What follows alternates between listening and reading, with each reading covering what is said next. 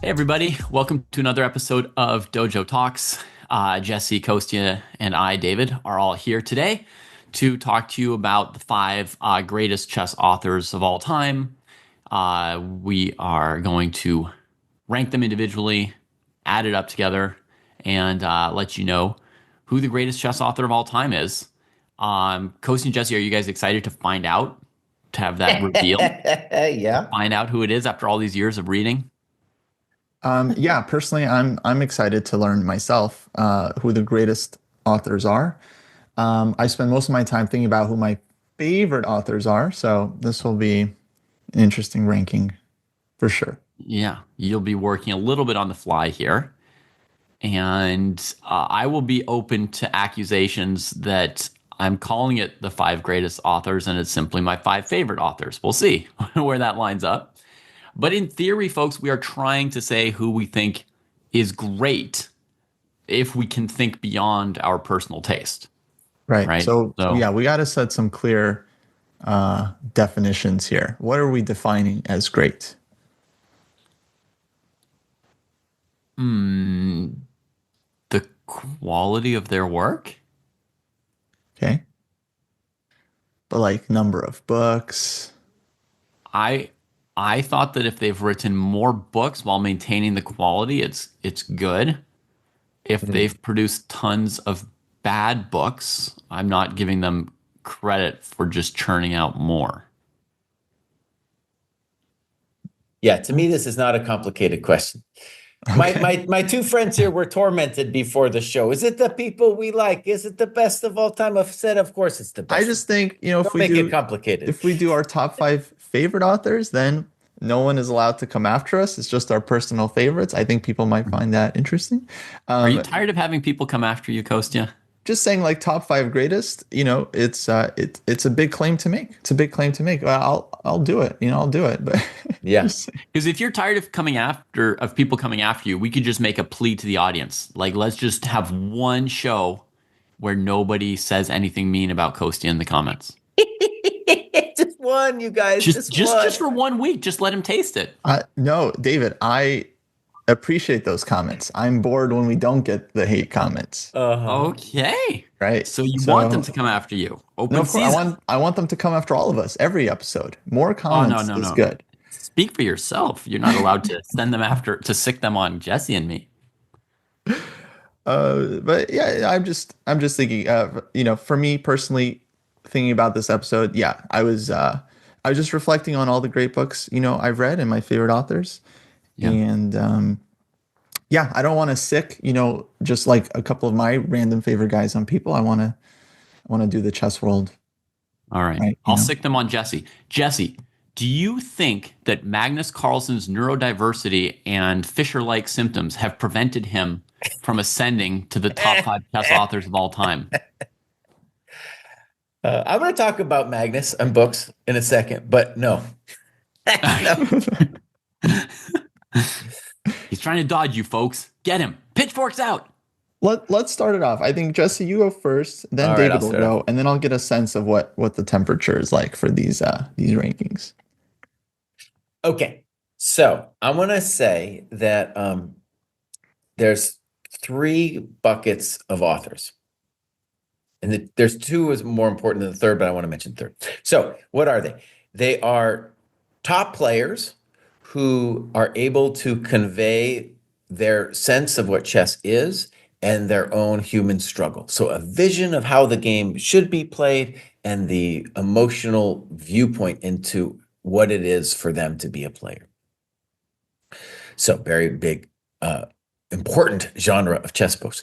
Then there's another genre that's might seem similar, but it's actually very different, I think. And that is strong players who've had careers as teachers.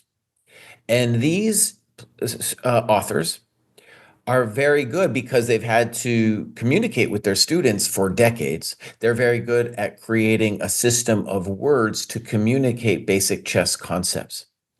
And so it's actually a different quality of writing that's more instructive, often more humorous, because they've had to entertain their students. You don't entertain, you don't get paid, buddy.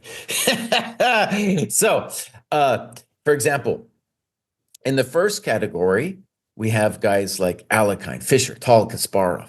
These people show us what it's like to play at the highest level, their human struggle. And then you have, I would say, this other bucket of strong players who have been teachers and have a vocabulary that then honestly gets adopted.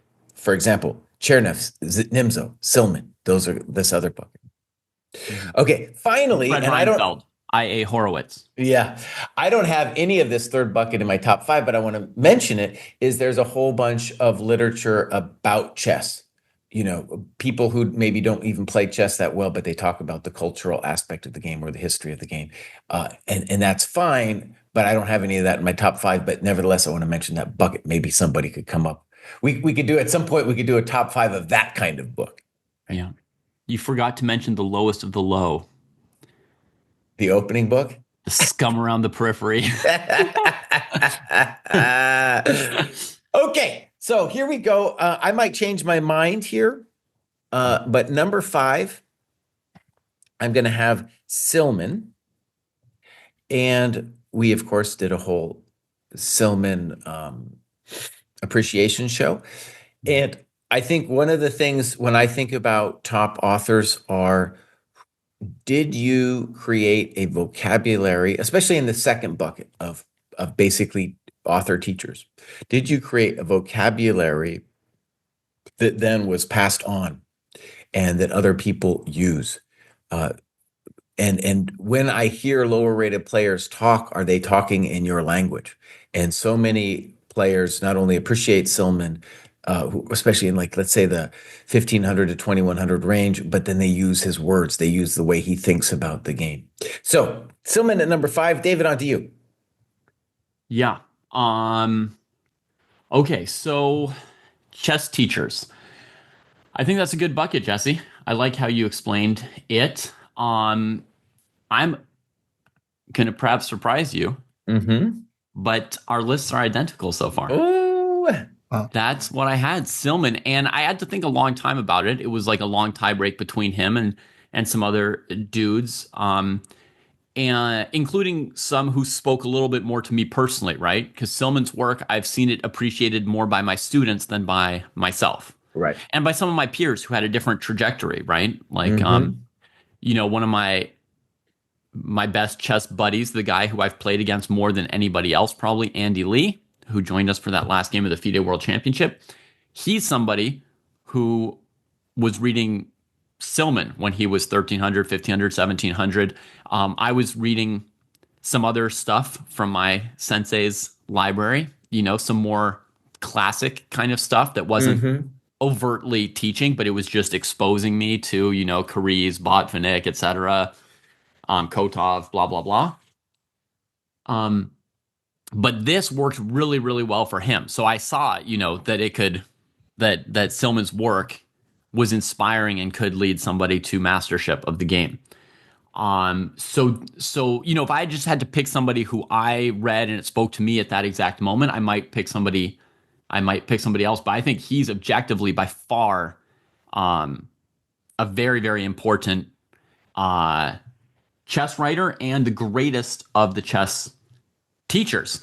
And you know, something I find extremely obnoxious, offensive, is how Levi Rosman calls himself the internet's chess teacher. Ugh, puke, die of cringe. I mean, you can't talk about yourself like that, even if it were true. And once you say it yourself before anybody else, then it's automatically not true. Boo. However, Silman, I think we're allowed to call him the chess teacher, full stop, period. He's the guy who made chess teaching, basically, to me. He revolutionized it.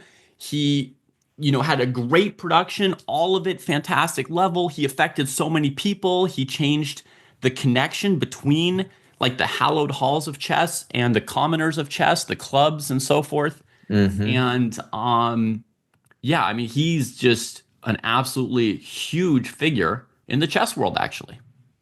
Sure. All right, let me defend Levy here for a second. I think Don't totally bother. deserved title, the internet's chess teacher. Like, he's brought like millions of people into the game via TikTok, YouTube, Twitch.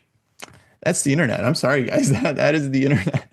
Yeah, but you can't call yourself that, Kostya. I'm pretty sure. I'm not pretty. I don't And he called think he himself that was. even before he brought people in. It was all part of like some stupid marketing thing.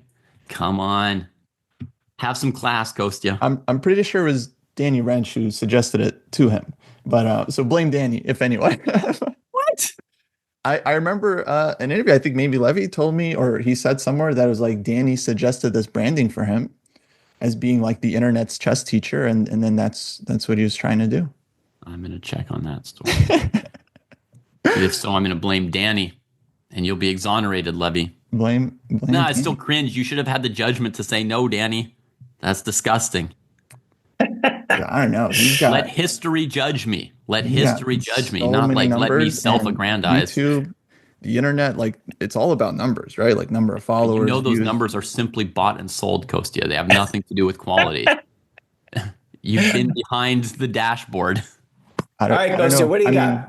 What do you got, bud? What do you well, got for I don't number know. five? We try to get views. I don't know. It's very strange to be like, Right. oh Which yeah, I views are mean, which bad. I say Oh, means you know how it works we're on slightly, YouTube. right? Okay, I'll go for my fifth greatest author. I had Hmm. plenty of time to think about this now. And I just want to point out, Jesse said like, oh, it's very, very obvious. And then he gave like these three categories that I wasn't even thinking about. But I do think it's Hmm. an important point that like top players, they get a bit of a boost if they write because we get that special perspective when like a really strong player writes about the game. That definitely adds something that Silman is of course a very, very strong player himself, but not quite at the very top level. So they get a bit of a boost in my eye. So my number five pick is going to be the great Dr. John Nunn. And personally, I feel like, well, for me, he wrote one book that I really appreciated, which was Understanding Chess Move by Move. I think that's one of the greatest books ever for learning chess. And then he wrote a number of other good books that I wasn't really in touch with, but I feel like are very, very highly regarded. We have a few of them in the program. And obviously, he was just, yeah, incredibly strong player himself. And his writing was very enjoyable. I actually feel like I should read more of his work because I did very much enjoy the Understanding Chess Move by Move. Hmm. Um, Okay, and you get to go again, Bowers. all right, I'm gonna snake up, and my number four is going to be our friend Jeremy Silman, who I totally agree every word you guys said on him. I think he's an incredible author. Probably affected a great number of tournament players with his books. Reassess Your Chess. I think the Endgame book, Silman's comprehensive Endgame course, is like it's strange that no one did a second book like that where they just break down the endgames like rating by rating. Because I think Hmm. that's just like such a simple and fantastic way to do it. And also just the way he writes about chess, I find very instructive. And yeah, I think he's just like for a lot of people, he probably introduced the concept of positional chess to them, which Yeah. is Yeah. pretty I mean, serious. just that little thing you said about his comprehensive endgame course, it shows that he thought about his audience in a way that up till then other people didn't, right? Yeah. Yeah, absolutely. Okay, here's going to be my most controversial pick for today. Oh God. Okay. So you don't need to worry about what's at number two or number one, guys. Okay. It's just going to be out in the open from the beginning. I don't even know what's going to be Jesse's number two. Usually On I know. I have no idea. on this one, I could be accused of, personal taste, favoritism or whatever. Um, but I think it's just that other people haven't, whoops. I think that it's just that other people haven't read him as much. And if they did, that a lot of people would probably agree with me that Mm-hmm. Lev Polgaevsky was a very uh, inspiring chess writer. Uh-huh. And if I were just going purely by the mark or impact they had on me, he would basically be in a heat for first and second. I think if it were just my like personal favorite list, he'd be even higher. Um, but for me, he communicated the love and the passion for chess that like resonated with how I feel about chess. a mix of like art and science and investigation analysis and everything. So I highly recommend that anybody um, who has free time to read books and, has finished all their other tasks and read the books they already own or given them away, read Polgaevsky next. Um, by the way, a book that most people don't know about, I don't even know if David's read it, is The Art of Defense by Polagaevsky. That's a great book that no one knows about. I found that by kind of chance years ago, and that was a very enjoyable read. Okay, now number four, and this is one where I think it's by having interacted with people in the program that I've come to appreciate just how powerful an author this guy was, and that's Chernev. And so when I was a kid, I read there was like 60 instructive games. There was the Capablanca endgame book and the logical chess move by move. And I kind of, it was kind of one of those books where it definitely helped me. But, I moved on to other things. And I didn't really appreciate how amazing an author he was until people in the program were responding again and again in the graduation comments about logical chess move by move. And then we did that statistical study. We did Yeah. a study and we said which book or resource produced the most gains in the dojo training program. And it came out to be that book in the 1000 to 1100 cohort. So I was like, oh, okay. So when I thought about this list, definitely he comes up. Now, again, that guy's bucket number two, right? A chess teacher who's also a chess enthusiast, I feel. Mhm. There's a famous, I don't know if it's famous, but it stuck with me. In the Capablanca Endgame book, Capablanca plays some move and he just burst out and prints a bunch of musical notes there, We're playing a symphony now, bows. And, so it was like, yeah, this enthusiasm that goes along with the teaching that was kind of cool. Yeah. Okay, so next up, number three, I can debate this. It's hard. I'm going to say pre-computer Kasparov. Pre-computer Kasparov, because Kasparov, after he discovered the computer, it's just a disaster. He wrote those terrible, my great predecessor books are just full of computer analysis. But before that, I mean, Test of Time, what a great book. And he wrote other books as well, pre-computer, that were very insightful in terms of what was going on with the guy, really insight into his playing, uh, the way he played and the way he thought about the game. I want to also add, well, I'll add it next time. I'll add it next. I'll just add a comment next time. All right, David, what do you got? Oh yeah. All right. So I got one of the greats. I don't know, Jesse, when you were talking about the greats, if you would consider Polgaevsky, who was never world champion, but made it to the candidates cycle. Mm-hmm. And Kostya was saying these guys do get a boost for understanding chess at a higher level. Mm-hmm. I just wanted to add to that I think that's completely deservedly so. Uh-huh. Like we don't read a book about swimming by a lawyer or a book about the law by Michael Phelps, right? So Uh-huh. it makes sense that somebody who has, reached the pinnacles of this game would have something more and special to communicate that others don't. Now, they may or may not be a good author. They may or may not be able to communicate it, right? So they could be limited for other reasons. But if they're able to do it, if they're able to bring it down to us in a way where we can join them, then they're bringing us something that no one else can, right? Mhm. And the top three guys that I'm going to put up here, starting with at number three, Alyechin, these are people who are like, when in chess literature, they used to always talk about the goddess Kaisa. And Uh-huh. like, if she's smiling on you, then you're winning your games, right? And if you've offended her, then you're going to like lose games, etc. Um, if there were a goddess Kaisa, these next three are like her prophets, right? They're like her Moses or Muhammad, somebody who went up a mountain, like received a stone tablet from her and came down and said, "This is the true spirit of chess," right? So they have a connection with the sublime, artistic, divine, the truth that basically other authors don't have. So there's literally no way that as good an author as you might want to be, that you could compare to that when you find somebody at that level of chess who also does a great job of writing about it.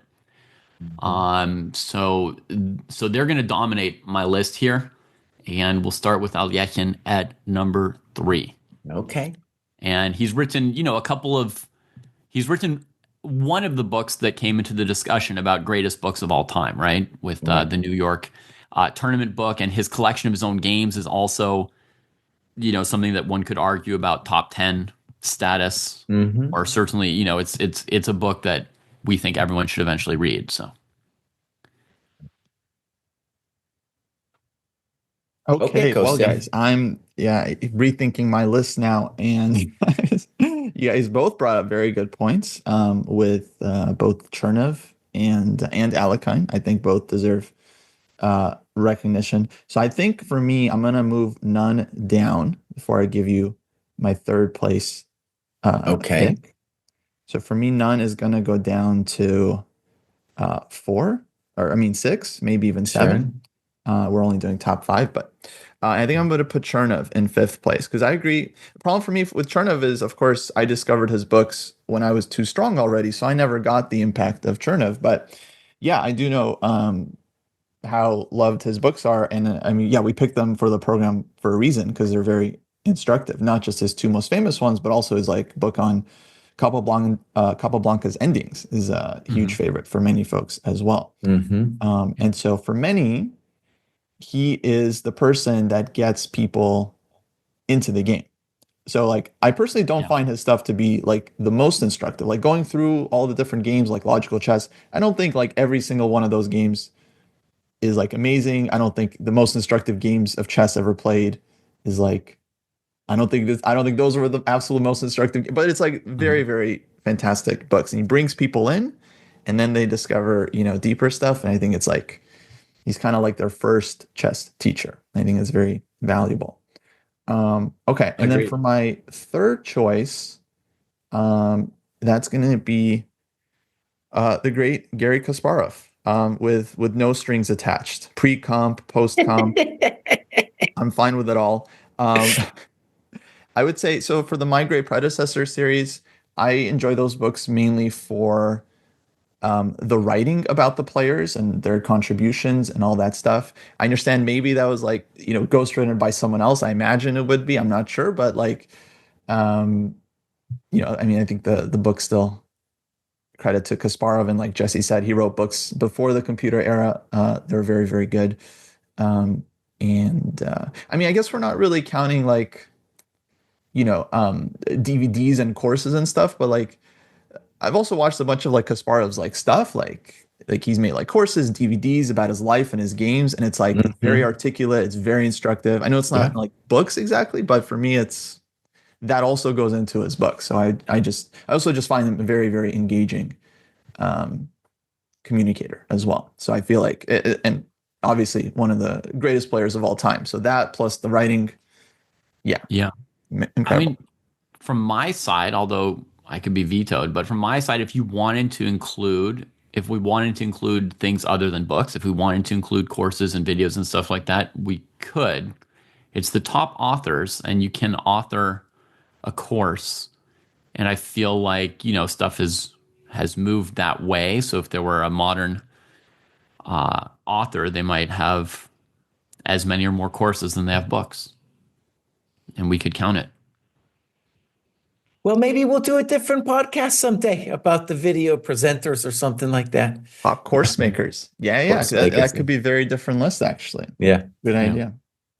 Yeah, and maybe we should, because at least from my perspective, you're going to find modern writers lacking from my list, partly because Magnus doesn't write. Come on, Magnus. And partly because it takes time for some stuff to find its place sometimes, right? Like there may be somebody who's halfway into a writing career that will be as great as Silman's right now, but they're not there yet, right? Because they're still You're still active. Also, I think the market has changed. These days, it's so much more economic to release a course than to try to release a book, Hmm. because the course, it gets marketed by Chessable and all this stuff, and you can update the course. So it has this like big advantage over printing a physical book. Yeah. If Botvinnik were around, he would tell Magnus that it's his responsibility to the chess community to publish a book. Hmm. That's what he did to Polgaevsky. He took him aside at the end of a tournament and was like, dude, where's your book? And Polgaevsky's like, well, I've been training and like doing, working on my game and like playing practice matches and analyzing my openings. And he's like, dude, where's your book? Stop trying to win and do your duty to the chess community. Okay, Costa, who do you got, buddy? Okay. My number two pick is going to be someone that I think has affected uh, a huge chunk of the modern players in our era. And that's going to be Grandmaster Jakob Agard, friend of the dojo, Hmm. been on the pod. And yeah, basically, like these days, I don't know, it like doesn't matter which title player I talk to about like training. Like if they're reading something, it's going to be like one of his books, like the GM Prep series. He also wrote, I think, a great series of books for club players, the Excelling at Chess series, which I think was tremendous, maybe underrated, because he's mostly known for the GM Prep series. But yeah, when it comes to modern players, I feel like his books have basically trained like so many top players. Like it's kind of ridiculous. Like like the top players, like they like basically like they all get his books, they all go through like his problems, and then and not just them, it's like the people that are like working for titles as well.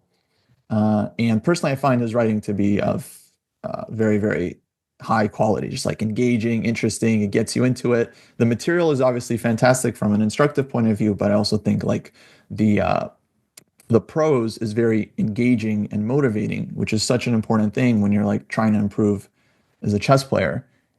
You you have to be interested in the content.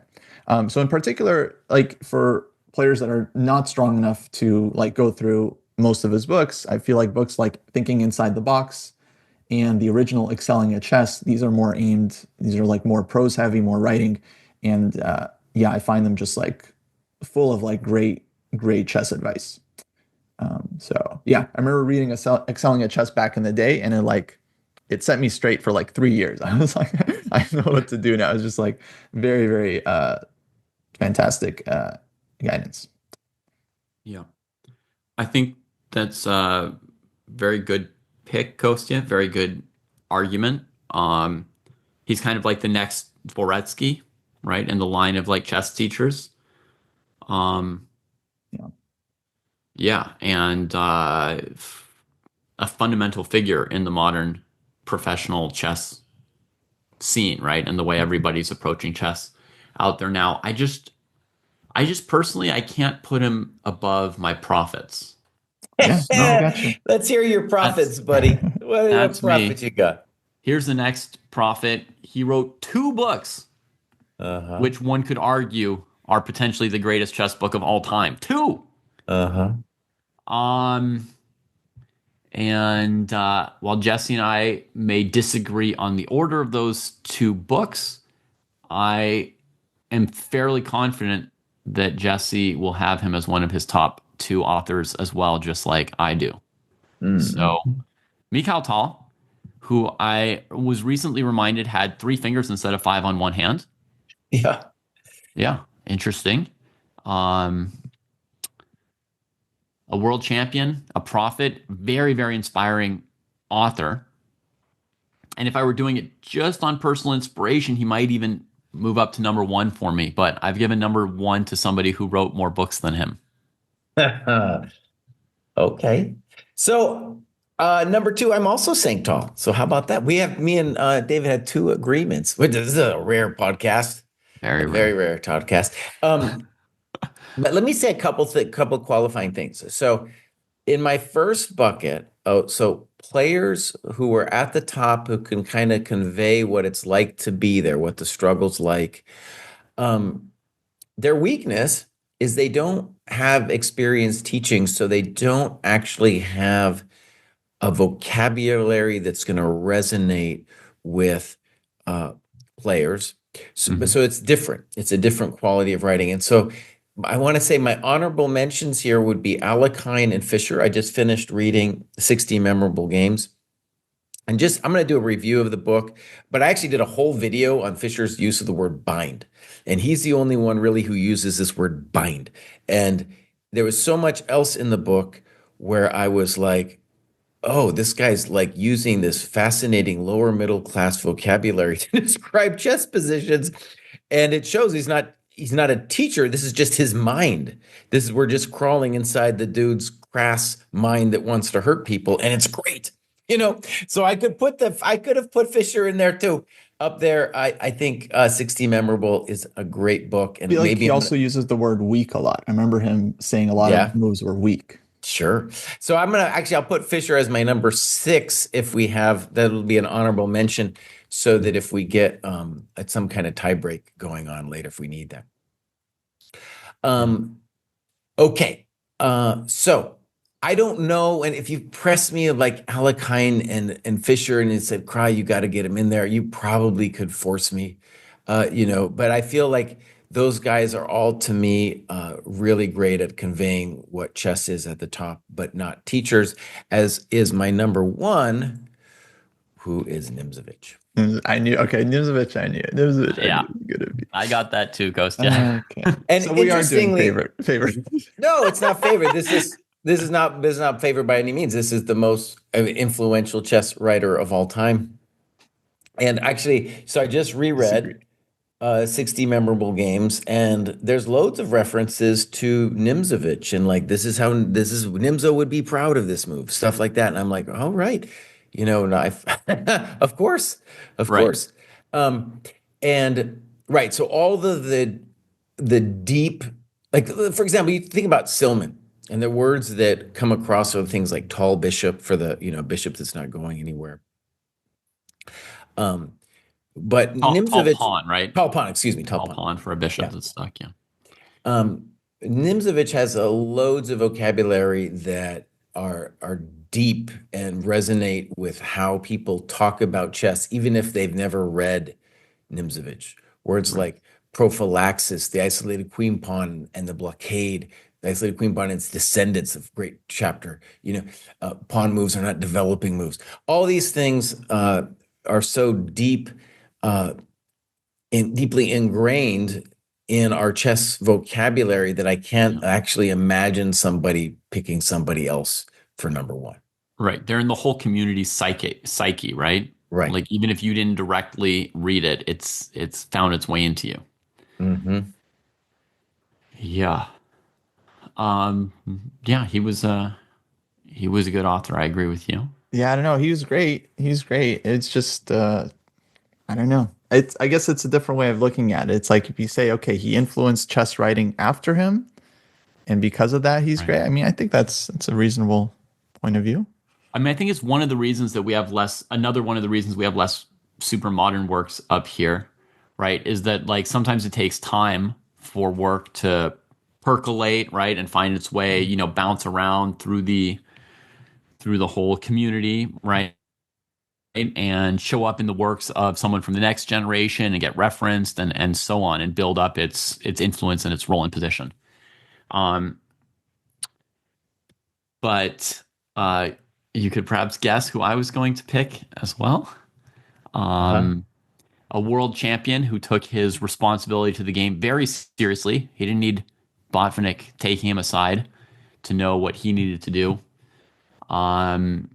He is, I mean, he wrote so much Yeah. for a player, right? I mean, he outwrote like all of these other guys put together, other than Silman, on my list, right? He wrote as much as Tal plus Alyakin plus Polgaevsky plus Nimzo. You can throw Nimzo in if you want. I mean, wow, what a production in terms of games, tournaments, and then writing. And it's absolutely top level, you know. If you're just listening to us on the pod, David's talking about Kasparov. He's assuming you see it on the screen, but yeah, we're Oh going to yeah, talk about sorry. Kasparov. Yeah. Okay, My interesting. So apologies. I I'm imagine kind of everybody can feel it. now, David, that Kostya didn't understand Nimzovich, I get because he's a younger millennial and has no chess understanding. But you, Yeah. my friend, what's Yeah, your what's David's excuse? excuse? What's your My excuse, my buddy? my excuse that he didn't touch the divine the way Kasparov, Tal, and Alyechin did. You're gonna put like Polugaevsky, dude, above Yeah. Nimzovich, dude, and Yep. Silman? Yeah. Wow, dude. They Do you want to wouldn't know where put them. Nimzovich was on my list, Jesse? No, at this point, no. You've disqualified yourself. Kostya, what do you got for us, number one, bud? Yeah, Clearly so Nimzo. Don't worry. yeah, look, I don't feel remorse for not putting Nimzovich up. I'm sorry. It's just like uh it just I just feel like he's a little bit too historic for me at this point. And if people ask me like should they read his books, I would say only if they want to like get a sense of chess history. Like I wouldn't be recommending the books um, for improvers. I just think there's like more modern books out there. But he would still be somewhere on my list. I'm not saying he's like Mm. not a great author. Obviously, he's in terms of like influential authors, maybe I would rank him super Mhm. highly. Right. But like when we had our discussions, which we then redo every year, right? But when we had the discussions about what books to put in the training program and what people should be reading, you were against including the Nimzovich books. Yeah. And So that's saying you think there's stuff that's better to read now for. I also felt sympathy for that just because when players of Kostya's generation read Nimzovich, there's vocabulary that feels outdated to them and they can't handle it and it drives them insane. And then it just creates a distraction from the program because people are whining so much. So I felt even sympathy with keeping him out of the program. Yeah, I it's just will people say from my generation. Yeah, no one else I will hates say though, on. just in terms of thinking that I would say almost daily I think of something Nimzovich said and how it applies to how I think. I don't know daily, but yeah, very often. And so it's not just some historical thing for me. It's not just because I can recognize the concepts that are floating out there and then I see people using even though they haven't read Nimzovich. So yeah, very, very, I still feel very, it's the only person besides Silman who put together a system for how you think about chess. And everybody else has little adumbrations of what a system might be, little insights into, Fisher's cruelty, for example, his lower middle class vocabulary, which I love, but it's not a system. So yeah, that's the one. All right, Kosi, who do you got, buddy? Who is this magical person at number one? Um, yeah. So, well, let me also say on Tall, because you guys both put Tall as second. Tall definitely someone that comes to mind for me. But I felt like he only wrote two books. It's not enough for me to be. I think everyone else on my list at least like much longer discography, if you want to call it that. Right. And Tall's books are very good. I think he's one of the greatest player authors of all time for sure. But yeah, it's hard for me to rank him as like the greatest chess author. So my number one pick is someone that I've heard very frequently mentioned by top players, modern GMs as being just influential to their up and coming. Similar to my number two pick. And it's the guy basically David mentioned right away when I mentioned Oh, number two, which is going to be Dvoretsky. yeah. I wasn't trying to, I wasn't even trying to guess on you, but then as you started suggesting it was going to be another teacher, that was the only one I could think of Yeah, just for now. me, I think he's not just a great teacher, but also like Augur, just like a fantastic writer. Mhm. I especially enjoyed his autobiography, which is like a two-part series, where first he talks about himself as a player, and then he talks about himself as a coach. And it's mostly writing. It's not like a ton of chess content in those exact books. And it's like it's just great writing. I find him probably to be the best writer in terms of chess, maybe of all time. Just like I don't know, it pulls you in, it engages you, and of course the material is vastly instructive. The guy trained, a generation of grandmasters, multiple generations actually. So yeah, to me this was the first name, yeah, that came to mind when we discussed the top authors. So Fantastic. Okay, cool. And perhaps I even spoke too soon when I called Silman the chess author or the chess teacher, because Kostya's come up with a whole bunch of chess teachers here who could compete for that title, Dvoretsky and Agard, reasonably, and very teacher heavy list from Kostya. So Kostya's interpretation of greatest chess authors, very much in the direction of what writing has had the most impact on the most number of students of the game, maybe. Is that fair to say? I think, yeah, that's kind of how I would look at it. Yeah. Like who's inspired and taught have to do Right. it together. Yeah. Yeah. Whereas Okay. I'm just Okay. inspired by, just whoever's really good talking about how they were really good. And that's enough to inspire me. Um, David, am I ready to scooch this over to show what our final list is? Pretty much. I think I've probably got Let's see if that the works. top 5 here as far as our averages. You could Okay, I'm showing it. blunder check me if you want. I think it would be kind of tiebreak Silman over Agard because Agard didn't get the overlaps. So let me read it out to people who are listening. So we have in first place we have Kasparov, then we have Tal, then we have Nimzovich, Dvoretsky, and then in fifth place Silman.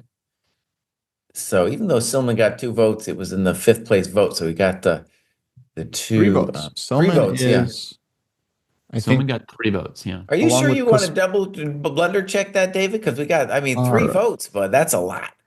Yeah, but the 5th place vote is only worth 1 in this system. Okay. I think we should give it to him on tiebreak, because if you made a longer list, then it would be worth more to be mentioned multiple times. Mm-hmm. You would see, like, if we add like our 6th and 7th picks and stuff, I think it'll just push Silman up a little bit. In fact, it would probably cause him to pass Dvoretsky and Nimzovich if we did like a top 8 or so. Mm-hmm. Mm-hmm. That's a pretty good list.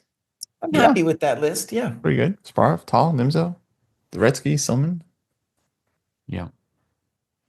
And Nimzovich, I should say, we're tied because there was interestingly, I was shocked that these fools didn't even put Nimzovich on there.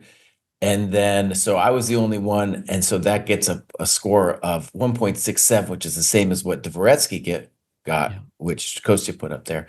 So those guys are actually tied third and fourth place.